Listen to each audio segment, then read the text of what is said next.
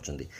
ଆସନ୍ତାକାଲି ଯେଉଁମାନେ ଜନ୍ମ ହେବେ ସେମାନେ 6+9+2025 ଯଦି ଆମେ କହିବା ତାହେଲେ ତାଙ୍କ ଡ୍ରାଇଭର ଆଉ କଣ୍ଡକ୍ଟର ଦୁଇଟାଙ୍କ 6 ତା ଉପରେ ପର୍ସନାଲ ଇୟର ବି ଏବେ ପଳେଇ ଆସୁଛି 6। ତେଣୁ ତିନିଟା ନମ୍ବର ସେମ୍ ନମ୍ବର ଏ ଯେଉଁମାନେ ଜନ୍ମ ହେଉଛନ୍ତି ଏଇ ମାସରେ ସେମାନଙ୍କର ସବୁ ନମ୍ବର ସମାନ ନମ୍ବର ରହିବ। ତେଣୁ ସମାନ ପ୍ଲାନେଟ୍ ତାଙ୍କୁ ରୁଲ୍ କରିବେ।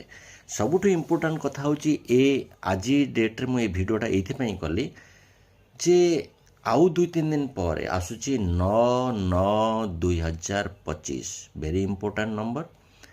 ଏଇଥିପାଇଁ କହୁଛି ଯେ ତାଙ୍କର ଡ୍ରାଇଭର ବି ନମ୍ବର 9 ରହିବ, କଣ୍ଡକ୍ଟର ବି 9 ରହିବ, ପର୍ସନାଲ ଇୟର ବି 9 ରହିବ।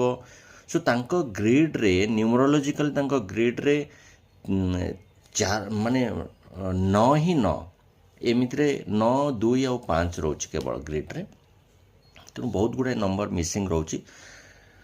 ତ ଯେଉଁମାନଙ୍କର 9/9/2025ରେ ଜନ୍ମ ହେବେ ଯେଉଁମାନେ ତାଙ୍କର ନେମ୍ ନମ୍ବରକୁ ଆପଣ ଟିକେ ଫୋକସ୍ କରିକି 1କୁ ନେବେ। କୌଣସି ବି ନ୍ୟୁମରୋଲୋଜିଷ୍ଟଙ୍କ ସହିତ କନସଲ୍ଟ କରିକି ତାଙ୍କୁ ନେମ୍ ନମ୍ବରକୁ 1କୁ ନେଇକି ଯିବେ।